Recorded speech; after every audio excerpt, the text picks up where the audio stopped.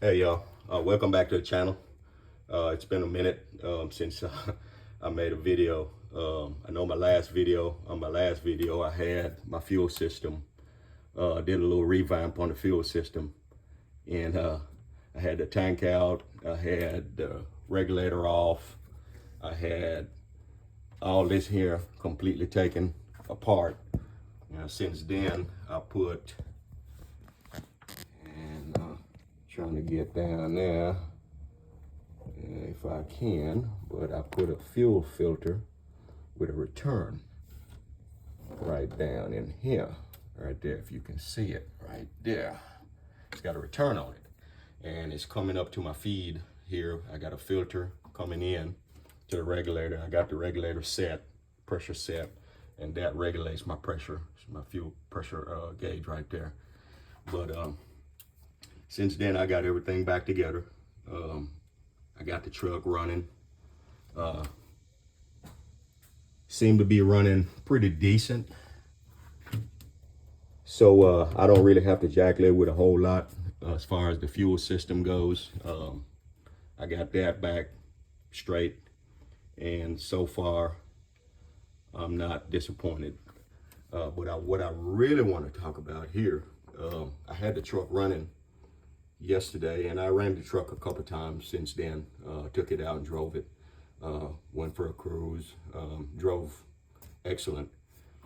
But what I really want to talk about here is something that I noticed. I had the truck, and I noticed this previously, but I really I didn't think it was too much of a big deal. But my fast idle on the 1406, I'm running a 1406 Elderbrock 600 CFM with a electric choke on it there. And what I discover here is on the cold start, my fast idle screw is not set correctly. It's a little off. So I'm gonna have to run it back in and put a little bit more tension on the choke lever, and maybe adjust the choke plate a little, since now the temperature is a little crazy outside. It's pretty hot. So I think I had this set, initially I had this set up back when it was a lot cooler. We was in the cooler months, and I had it set a little different on the choke. I may go back and adjust that, but you really only have one shot at this, adjusting this fast idle screw up under here, because that dude is way up under here, and you have to raise the throttle linkage up like so. You can see me moving it there. You got to raise this thing all the way up to get up under here to make any adjustment to that fast idle. So typically you would want to do this when the engine is cold. That's really the only one shot you have at this, if you want to make this adjustment. On your regular idle screw, which is right here, of course it's a lot easier to get to, and this really control your RPM on your RPM gauge, which I'm running one inside the truck. But you really set this one time, and you can dial this in over time, depending on what adjustments you make. But you can pretty much dial this over time. But this fast idle is a little different situation there, if you have to make adjustment to that one.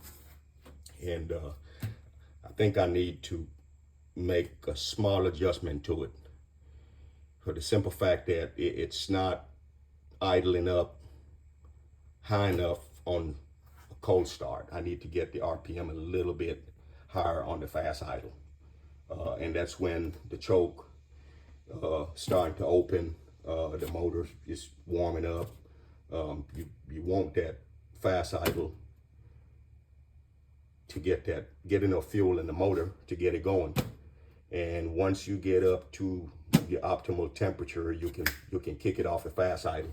You can take it off at fast idle, and it should drop back down to the set RPM at idle, ideally. So basically, that's what I kind of want to talk about here. I did a few minor changes since my last video, but we're back together. She's running. I said I had it running yesterday, and it ran pretty good. I took it out and drove it not long ago. We went for a nice cruise. Me and the wife, we took it out. We went for a pretty nice cruise around town, and it was great. It was great. So I'll give you guys an update on the adjustment on the carburetor. And like, you know, with any carburetor, these are analog system. You know, you get them set, and if you can get them set and find that sweet spot, you don't really have to mess with them a whole lot. You don't want to go legging around with these things too much, because they can just become a nightmare to deal with. But yeah,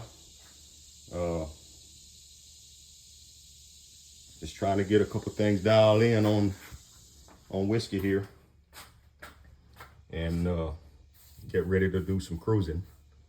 But I'll give you guys some update back on any improvement, any kind of changes that I make, how the truck's running. Really need to do a full shoot on the truck just to get some highlights, you know, get it out, do a night shoot, so I can show you guys some of the lighting and stuff that I got on there. It just look way better at night, and pretty much show y'all how I got everything wired up and convenient to operate, for me anyway. But maybe you guys can learn something from a couple things that, you know, the way I did my setup. You may be able to learn something from it. I don't know. But yeah, that's the truck there. All right, I'll give you all some update back when I get going on it again. Thanks for watching.